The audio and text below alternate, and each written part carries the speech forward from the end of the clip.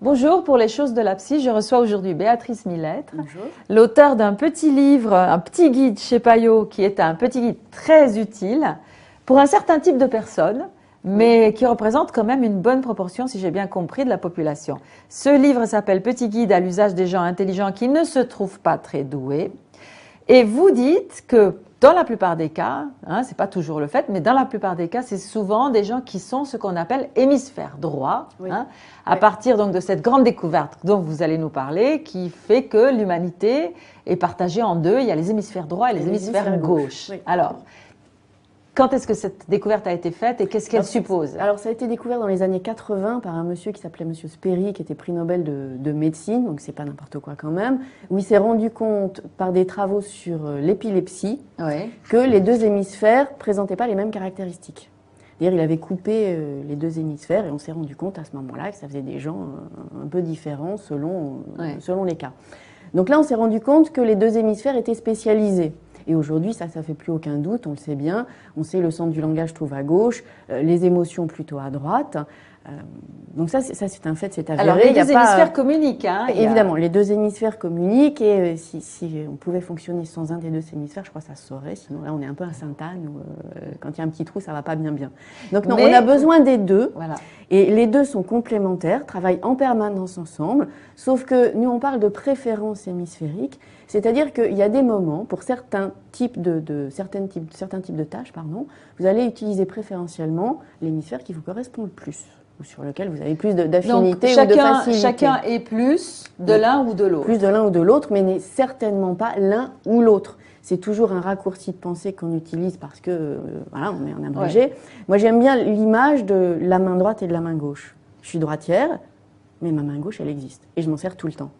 Sauf qu'il y a des tâches que je vais faire plus avec ma main droite qu'avec ma main gauche, ou plus facilement, ou que je vais préférer faire avec ma main droite quand j'ai le choix. Quand j'ai pas le choix, je prendrai l'autre. Donc on a les deux. Oui, vous êtes docteur en psychologie, vous êtes spécialiste de sciences cognitives et vous êtes psychothérapeute. C'est-à-dire que dans votre cabinet, vous recevez beaucoup de gens qui ont un problème. Alors, ils arrivent et ils disent « je suis bête ». Je suis bête, je suis fou, je suis pas normal, ça va pas, il y a un truc. Vraiment, il y en a, ils me disent « je suis fou ». Je viens voir ce que je suis fou. Et au final, quand on décortique un peu, c'est vrai qu'ils peuvent présenter des pathologies, bien sûr, comme tout le monde, mais un tiers à la moitié des gens que je reçois, et les collègues, quand ils sont un peu au courant aussi, c'est la même chose, sont des hémisphères droits.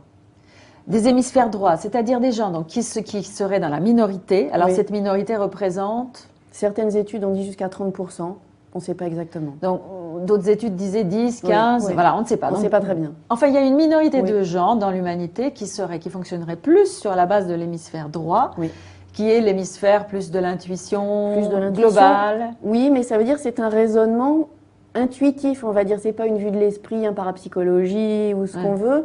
Ça veut dire que quand on est hémisphère gauche, on met un pied devant l'autre, on a un raisonnement séquentiel. C'est les gens rationnels au sens... de la logique mathématique, du premier élément on déduit le deuxième, le troisième, on arrive au résultat. Les intuitifs, ils ont tout en parallèle. Ils voient tout en même temps. S'ils voient tout en même temps, ils peuvent par définition pas verbaliser les choses, parce que la parole c'est séquentiel, donc on peut pas dire deux mots en même temps. Donc ils n'ont pas conscience finalement des nœuds de leur raisonnement, et ça leur donne une intuition, une évidence. Et d'une certaine façon, ils voient plus juste, d'une certaine façon. C'est parce qu'ils ne sont pas tellement enfermés dans un petit raisonnement qui est forcément réduit, forcément limité. Ils voient le big picture, comment dire, dans le grand tableau. Le grand angle. Voilà. Et donc, ils voient tout. Et comme ils voient tout, ils sont quand même capables de mieux comprendre ce qu'il en est. C'est vrai. Et donc, finalement, ce qu'ils font, c'est qu'ils arrivent à des résultats et ils ne savent pas comment. Ils savent pas comment. C'est le coup du gamin à l'école qui vous donne le résultat et l'institut lui dit « t'as copié sur ton voisin ». Alors qu'il n'a pas copié, c'est juste, il a le résultat, mais il ne sait pas comment. Et ça, on peut apprendre. J'avais un ado au bureau, il était premier en maths, en terminale quand même, il passait en prépa. Il avait le résultat, dès qu'il voyait l'énoncé, il mettait quelques lignes plus bas son résultat. Puis ensuite, il déroulait son raisonnement comme on lui avait appris à faire. Donc c'est en fait vous lui apprenez en fait à dérouler le raisonnement parce que nous vivons dans une société où il faut dire d'où on sort ses idées, comment on est arrivé à telle conclusion. Mais lui finalement, à la limite, il s'en passerait. Il s'en passe complètement. Ouais. Et c'est ça qui provoque, d'après ce que vous dites, c'est ça qui provoque leur mal-être finalement. Ils sont en décalage par rapport à notre société qui est plus fondée sur les procédures du cerveau gauche. Tout à fait. Ils sont en décalage parce que depuis tout petit, ils fonctionnent à leur manière et puis on leur dit c'est pas comme ça qu'il faut faire. Et au lieu de dire c'est hors norme dans le sens de différent, ça renvoie à normal. Oui. Et donc ce que vous vous dites, c'est que ce n'est pas anormal. Pas du tout, c'est différent. C'est une intelligence différente. Ni meilleure, ni plus grande, ni moins bonne, ni tout ce qu'on veut, différente, c'est tout. Non mais quand je vous ai lu là, vous diriez presque que c'est meilleur parce que c'est plus déjà d'abord c'est plus créatif. C'est plus créatif. C'est quand même assez puissant si vous vous mettez les doigts de pied en éventail pour produire un raisonnement qui tient la route. Je trouve que c'est quand même pas mal. Ouais. Sauf que derrière, il n'y a pas l'adaptation à la société. Donc c'est vraiment, il y a du pour, il y a du contre. Et ce qui marche le mieux, et ça moi je me souviens d'un monsieur qui était directeur marketing qui me le disait, c'est de travailler en équipe. Un hémisphère droit, un hémisphère gauche. Lui, enfin en étant réductrice, hein, il a les idées, l'autre il les applique. D'accord. Et là, ça dépote, c'est fabuleux. Alors, ce sont des gens qui ont beaucoup d'idées, qui sont très, qui foisonnent comme toute ça. La journée. Oui, ça, le petit vélo s'arrête jamais. Voilà, vous dites le petit vélo ne s'arrête jamais, c'est très amusant. Et j'ai parlé avec quelqu'un qui m'a dit ah oui, c'est tout à fait moi. Mon petit vélo ne s'arrête jamais. J'ai tout le temps la tête pleine d'idées. Et donc de toute façon, c'est même pas. Il faut leur apprendre que s'ils veulent en faire quelque chose, leurs idées, à un moment donné, il faut bien choisir, il faut bien rentrer dans la réalité concrète, qui est un pied devant l'autre. Pour concrétiser leur projet. Donc leur problème à eux, surtout, c'est de choisir. Oui. Et selon quels critères? Puisqu'ils voient tout, ils n'ont pas de raison. Et non, parce que ça veut dire choisir un, c'est abandonner tous les autres. Oui. Donc ça ne va pas du tout. Et professionnellement, on en voit beaucoup aussi qui sont en reconversion professionnelle parce qu'ils sont nulle part à leur place. Et je voyais quelqu'un l'autre fois qui animait un stage de reconversion qui me dit on en avait plus de la moitié. Ah oui, mais comment alors, finalement, ils peuvent trouver leur place puisqu'ils sont tellement polyvalents. Ils trouvent leur place, ce que je leur dis toujours, c'est à partir du moment, quelque part, ils n'ont qu'à prendre n'importe quoi qui les intéresse et ils y mettront leur touche personnelle. C'est-à-dire, il y aura la grosse planète qui est le morceau qu'ils doivent faire et puis les satellites qui vont les intéresser, comme, je sais pas quoi, écrire un article, faire une conférence, être prof quand ils font, s'ils peuvent aller, je sais pas, à HEC où ils veulent parce qu'ils sont dans le marketing, parce que vous voulez. Donc d'avoir des activités complémentaires qui s'appuient sur le noyau dur de leur métier, mais dont ils vont faire autre chose. Et à ce moment-là, ils peuvent inverser un petit peu, c'est les vases communicants, il y a un qui devient plus présent à un moment, un autre à un autre moment. Et là, ils ont finalement, ils peuvent enrichir eux-mêmes leur métier, et ça convient mieux. Oui. Et vous dites aussi que cette découverte qui a été faite, donc qui est très importante sur comment fonctionne finalement la rationalité humaine, on n'en a pas fait grand-chose. C'est-à-dire, on a découvert qu'il y avait quelque chose comme ça dans notre façon d'être, dans notre psychisme, dans notre cerveau, et puis on ne l'applique pas. Et pourquoi est-ce qu'on ne l'applique pas d'après vous? J'en sais rien. Je n'en sais rien, je ne peux pas vous répondre, je ne sais pas. Parce que ce n'est pas des cerveaux droits qui s'en sont occupés. Peut-être des cerveaux droits qui ne savaient pas réaliser. Peut-être aussi, je ne sais pas vous dire, parce que tout le monde me dit, ça existe, les cerveaux droits, les cerveaux gauches, tout le monde sait ça, est-ce que vraiment ça existe? Est-ce que ce n'est pas une théorie passée à la poubelle? Et puis vous voyez les recruteurs, les cabinets d'outplacement, vous disent, oui, nous on a un test, on les voit, les cerveaux droits, les cerveaux gauches. Je dis, qu'est-ce que vous faites après? Pour les aider, les accompagner? Rien du tout. Rien du tout. Il ne se passe rien. À l'école, il ne se passe rien. Et à l'école, je pense qu'à l'école, une bonne partie des échecs d'enfants doivent correspondre à cette mauvaise adaptation, quoi. Oui. Et ça pourrait être une bonne chose que d'apprendre aux professeurs de détecter les cerveaux droits. Ça pourrait être un peu indispensable. Aux États-Unis, ils sont en train de mettre au point un système pour un peu, pas à deux vitesses, mais tenant compte des deux manières de fonctionner. Et les cerveaux droits sont aussi des gens qui ont tendance, parce que justement, ils ont beaucoup d'idées, ils savent qu'ils sont intelligents, mais qu'ils arrivent à rien. Ils savent pas qu'ils sont intelligents. Justement. Ah, ils savent pas qu'ils sont intelligents. Ils savent pas. Parce que justement, ils n'arrivent à rien. Donc ils pensent qu'ils sont bêtes. Mais toutes ces idées qu'ils ont, ils les mettent sur le compte de quoi? De rien. De rien. Ça, ils y pensent même pas. Et pour eux, tout le monde fonctionne comme ça. Ah oui. Ils n'ont pas l'idée, pas plus que les cerveaux gauches n'ont l'idée que les hémisphères droits fonctionnent autrement. Donc les cerveaux droits n'ont pas l'idée que ça pourrait être autrement. Et quand vous leur faites lire les caractéristiques, ils vous disent, ben oui, c'est moi, mais c'est tout le monde. Eh non, c'est pas tout le monde. Ah oui. Enfin ça, c'est normal. Hein, on voit chacun. Et donc, en thérapie, vous, finalement, en thérapie, en coaching, vous aidez ces personnes à apprendre des procédures du cerveau gauche pour être plus adaptées à la société.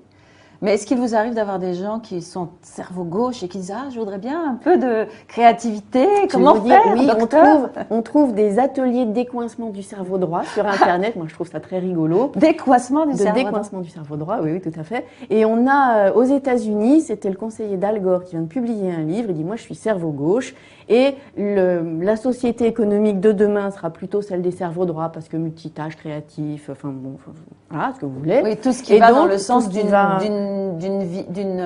vision synthétique, en morceaux, voilà, pas tranchée, comme ça. Et donc lui, son livre, c'est de dire, voilà, vous êtes hémisphère gauche, apprenez à fonctionner, à tirer parti aussi de votre hémisphère droit et à devenir un peu créatif, un peu ouvrez un peu les antennes, etc. etc. Et c'est faisable, on peut apprendre. Bien sûr, c'est faisable, puisque nos deux hémisphères travaillent en permanence ensemble, donc c'est pas l'un ou l'autre, encore une fois, ils collaborent. C'est vraiment l'histoire de la main droite, la main gauche. Si j'ai un bras dans le plâtre, moi je suis droitière, ben, je vais apprendre à écrire de ma main gauche. Ouais. Ça sera plus difficile, et si j'ai le choix, je le fais pas. Mais donc, si j'ai pas le choix, je le fais. Finalement, ce que vous conseillez beaucoup, je crois, aux gens, aux adultes qui sont cerveau droit, c'est de trouver quelqu'un, un cerveau gauche avec qui ils s'entendent et de faire équipe. Oui, ça marche bien. Et c'est bien pour le cerveau gauche aussi. Bien sûr. C'est parce que l'équipe, là, elle marche tout de suite. Et quel que soit le... Enfin, il faut qu'ils se mettent d'accord. Il faut qu'ils puissent s'entendre, il faut qu'ils puissent croire l'un à l'autre que ça peut aller. Il faut qu'ils s'entendent, tout simplement. Mais une fois qu'ils s'entendent, ça marche très, très bien. Bon, alors donc pour tous ceux qui sont intelligents mais qui ont un doute, qui se trouvent pas très doués mais qui ont beaucoup d'idées, donc ça c'est déjà un premier indice. Avoir beaucoup d'idées, se sentir un peu mal dans sa peau. Oui. Et des idées qui tombent de la tête. Des idées qui tombent de la tête, avoir toujours le petit vélo dans la tête qui fonctionne. Ça veut pas dire que vous êtes bête, ça veut dire que vous êtes intelligent différemment. Béatrice Millettre. Merci Béatrice. Merci à vous. Au revoir. Au revoir.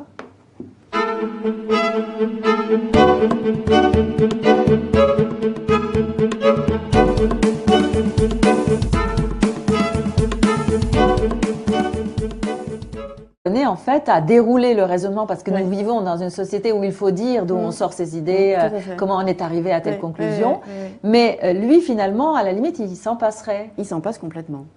Et c'est ça qui provoque, d'après ce que vous dites, c'est ça qui provoque leur mal-être finalement. Ils sont en décalage par rapport à notre société qui est plus fondée sur les procédures du cerveau gauche. Tout à fait. Ils sont en décalage parce que depuis tout petit, ils fonctionnent à leur manière et puis on leur dit c'est pas comme ça qu'il faut faire. Et au lieu de dire c'est hors norme dans le sens de différent, ça renvoie anormal. Oui. Et donc ce que vous vous dites, c'est que ce n'est pas anormal. Pas du tout, c'est différent. C'est une intelligence différente. Ni meilleure, ni plus grande, ni moins bonne, ni tout ce qu'on veut. Différente, c'est tout. Non mais quand je vous ai lu là, vous diriez presque que c'est meilleur parce que c'est plus... déjà, d'abord c'est plus créatif. C'est plus créatif. C'est quand même assez puissant si vous vous mettez les doigts de pied en éventail pour produire un raisonnement qui tient la route. Je trouve que c'est quand même pas mal. Sauf que derrière, il n'y a pas l'adaptation à la société. Donc c'est vraiment, il y a du pour, il y a du contre. Et ce qui marche le mieux, et ça moi je me souviens d'un monsieur qui était directeur marketing qui me le disait, c'est de travailler en équipe. Un hémisphère droit, un hémisphère gauche. Lui, en étant réductrice, il a les idées, l'autre il les applique. D'accord. Et là, ça dépote, c'est fabuleux. Alors, ce sont des gens qui ont beaucoup d'idées, qui sont très, qui foisonnent comme toute ça. La journée. Oui, le petit vélo s'arrête jamais. Voilà, vous dites le petit vélo ne s'arrête jamais, c'est très amusant. Et j'ai parlé avec quelqu'un qui m'a dit ah oui, c'est tout à fait moi. Mon petit vélo ne s'arrête jamais. J'ai tout le temps la tête pleine d'idées. Et donc de toute façon, c'est même pas. Il faut leur apprendre que s'ils veulent en faire quelque chose, leurs idées, à un moment donné, il faut bien choisir, il faut bien rentrer dans la réalité concrète, qui est un pied devant l'autre. Pour concrétiser leur projet. Donc leur problème à eux, surtout, c'est de choisir. Oui. Et selon quels critères? Puisqu'ils voient tout, ils n'ont pas de raison. Et non, parce que ça veut dire choisir un, c'est abandonner tous les autres. Oui. Donc ça ne va pas du tout. Et professionnellement, on en voit beaucoup aussi qui sont en reconversion professionnelle parce qu'ils sont nulle part à leur place. Et je voyais quelqu'un l'autre fois qui animait un stage de reconversion qui me dit on en avait plus de la moitié. Ah oui, mais comment alors finalement ils peuvent trouver leur place puisqu'ils sont tellement polyvalents. Ils trouvent leur place, ce que je leur dis toujours, c'est à partir du moment, quelque part, ils n'ont qu'à prendre n'importe quoi qui les intéresse et ils y mettront leur touche personnelle. C'est-à-dire, il y aura la grosse planète qui est le morceau qu'ils doivent faire, et puis les satellites qui vont les intéresser, comme, je sais pas quoi, écrire un article, faire une conférence, être prof quand ils font, s'ils peuvent aller, je sais pas, à HEC où ils veulent parce qu'ils sont dans le marketing, parce que vous voulez. Donc d'avoir des activités complémentaires qui s'appuient sur le noyau dur de leur métier, mais dont ils vont faire autre chose. Et à ce moment-là, ils peuvent inverser un petit peu, c'est les vases communicants, il y a un qui devient plus présent à un moment, un autre à un autre moment. Et là, ils ont finalement, ils peuvent enrichir eux-mêmes leur métier, tout le monde, mais un tiers à la moitié des gens que je reçois, et les collègues, quand ils sont un peu au courant aussi, c'est la même chose, sont des hémisphères droits. Des hémisphères droits, c'est-à-dire des gens donc, qui seraient dans la minorité. Alors Oui. cette minorité représente... Certaines études ont dit jusqu'à 30%, on ne sait pas exactement. Donc d'autres études disaient 10, 15, oui. voilà, on ne sait pas. On ne sait pas très bien. Enfin, il y a une minorité Oui. de gens dans l'humanité qui fonctionneraient plus sur la base de l'hémisphère droit. Oui. Qui est l'hémisphère plus de l'intuition globale. Oui, mais ça veut dire que c'est un raisonnement intuitif, on va dire. C'est pas une vue de l'esprit, un parapsychologie ou ce qu'on veut. Ça veut dire que quand on est hémisphère gauche, on met un pied devant l'autre, on a un raisonnement séquentiel. C'est les gens rationnels au sens... de la logique mathématique, voilà. du premier élément on déduit le deuxième, le troisième, on arrive au résultat. Les intuitifs, ils ont tout en parallèle. Ils voient tout en même temps. S'ils voient tout en même temps, ils peuvent par définition pas verbaliser les choses, parce que la parole c'est séquentiel, donc on ne peut pas dire deux mots en même temps. Donc ils n'ont pas conscience finalement des nœuds de leur raisonnement, et ça leur donne une intuition, une évidence. Et d'une certaine façon, ils voient plus juste, d'une certaine façon. C'est parce qu'ils ne sont pas tellement enfermés dans un petit raisonnement exactement. Qui est forcément réduit, forcément limité. Ils voient ils voient big picture, comment dire en anglais, le grand tableau. Le grand angle. Voilà. Et donc, ils voient tout. Et comme ils voient tout, ils sont quand même capables de mieux comprendre ce qu'il en est. C'est vrai. Et donc, finalement, ce qu'ils font, c'est qu'ils arrivent à des résultats et ils ne savent pas comment. Ils savent pas comment. C'est le coup du gamin à l'école qui vous donne le résultat et l'institut lui dit « t'as copié sur ton voisin ». Alors qu'il n'a pas copié, c'est juste, il a le résultat, mais il ne sait pas comment. Donc, et ça, on peut apprendre. J'avais un ado au bureau, il était premier en maths, en terminale quand même, il est passé en prépa. Il avait le résultat, dès qu'il voyait l'énoncé, il mettait quelques lignes plus bas son résultat, puis ensuite il déroulait son raisonnement comme on lui avait appris à faire. Donc c'est en fait vous lui apprenez en fait à dérouler le raisonnement, parce que nous vivons dans une société où il faut dire d'où on sort ses idées, comment on est arrivé à telle conclusion, mais lui finalement à la limite il s'en passerait. Il s'en passe complètement. Et c'est ça qui provoque, d'après ce que vous dites, c'est ça qui provoque leur mal-être finalement. Ils sont en décalage par rapport à notre société qui est plus fondée sur les procédures du cerveau gauche. Tout à fait. Ils sont en décalage parce que depuis tout petit, ils fonctionnent à leur manière et puis on leur dit c'est pas comme ça qu'il faut faire. Et au lieu de dire c'est hors norme dans le sens de différent, ça renvoie anormal. Oui. Et donc ce que vous vous dites, c'est que ce n'est pas anormal. Pas du tout, c'est différent. C'est une intelligence différente. Ni meilleure, ni plus grande, ni moins bonne, ni tout ce qu'on veut, différente, c'est tout. Non mais quand je vous ai lu là, vous diriez presque que c'est meilleur, parce que c'est plus... déjà, d'abord, c'est plus créatif. C'est plus créatif. C'est quand même assez puissant si vous vous mettez les doigts de pied en éventail pour produire un raisonnement qui tient la route. Je trouve que c'est quand même pas mal. Il avait coupé les deux hémisphères et on s'est rendu compte à ce moment-là que ça faisait des gens un peu différents selon les cas. Donc là, on s'est rendu compte que les deux hémisphères étaient spécialisés. Et aujourd'hui, ça fait plus aucun doute, on le sait bien. On sait le centre du langage trouve à gauche, les émotions plutôt à droite. Donc ça c'est un fait, c'est avéré. Alors les deux hémisphères communiquent. Hein, évidemment, les deux hémisphères communiquent et si on pouvait fonctionner sans un des deux hémisphères, je crois que ça se saurait. Sinon là, on est un peu à Sainte-Anne où quand il y a un petit trou, ça va pas bien. Donc non, on a besoin des deux. Voilà. Et les deux sont complémentaires, travaillent en permanence ensemble. Sauf que nous, on parle de préférence hémisphérique, c'est-à-dire qu'il y a des moments pour certains types de tâches, vous allez utiliser préférentiellement l'hémisphère qui vous correspond le plus, ou sur lequel vous avez plus d'affinité ou de facilité. Chacun est plus de l'un ou de l'autre. Plus de l'un ou de l'autre, mais n'est certainement pas l'un ou l'autre. C'est toujours un raccourci de pensée qu'on utilise parce que, voilà, on est en abrégé. Moi, j'aime bien l'image de la main droite et de la main gauche. Je suis droitière, mais ma main gauche, elle existe. Et je m'en sers tout le temps. Sauf qu'il y a des tâches que je vais faire plus avec ma main droite qu'avec ma main gauche, ou plus facilement, ou que je vais préférer faire avec ma main droite quand j'ai le choix. Quand j'ai pas le choix, je prendrai l'autre. Donc on a les deux. Oui, vous êtes docteur en psychologie, vous êtes spécialiste de sciences cognitives et vous êtes psychothérapeute. C'est-à-dire que dans votre cabinet, vous recevez beaucoup de gens qui ont un problème. Alors, ils arrivent et ils disent « je suis bête ». Je suis bête, je suis fou, je suis pas normal, ça va pas, il y a un truc. Vraiment, il y en a qui me disent « je suis fou ». Je viens voir parce que je suis fou. Et au final, quand on décortique un peu, c'est vrai qu'ils peuvent présenter des pathologies, bien sûr, comme tout le monde, mais un tiers à la moitié des gens que je reçois et les collègues, quand ils sont un peu au courant aussi, c'est la même chose, sont des hémisphères droits. Des hémisphères droits, c'est-à-dire des gens donc, qui seraient dans la minorité. Alors cette minorité représente... Certaines études ont dit jusqu'à 30%, on ne sait pas exactement. Donc d'autres études disaient 10, 15, voilà, on ne sait pas. On ne sait pas très bien. Enfin, il y a une minorité de gens dans l'humanité qui fonctionneraient plus sur la base de l'hémisphère droit.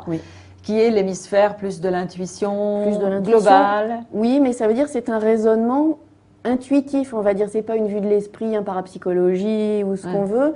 Ça veut dire que quand on est hémisphère gauche, on met un pied devant l'autre, on a un raisonnement séquentiel. C'est les gens rationnels au sens... de la logique mathématique, du premier élément on déduit le deuxième, le troisième, on arrive au résultat. Les intuitifs, ils ont tout en parallèle. Ils voient tout en même temps. S'ils voient tout en même temps, ils peuvent par définition pas verbaliser les choses, parce que la parole c'est séquentiel, donc on ne peut pas dire deux mots en même temps. Donc ils n'ont pas conscience finalement des nœuds de leur raisonnement, et ça leur donne une intuition, une évidence. Et d'une certaine façon, ils voient plus juste, d'une certaine façon. C'est parce qu'ils ne sont pas tellement enfermés dans un petit raisonnement qui est forcément réduit, forcément limité. Ils voient le big picture, comme on dit en anglais, le grand tableau.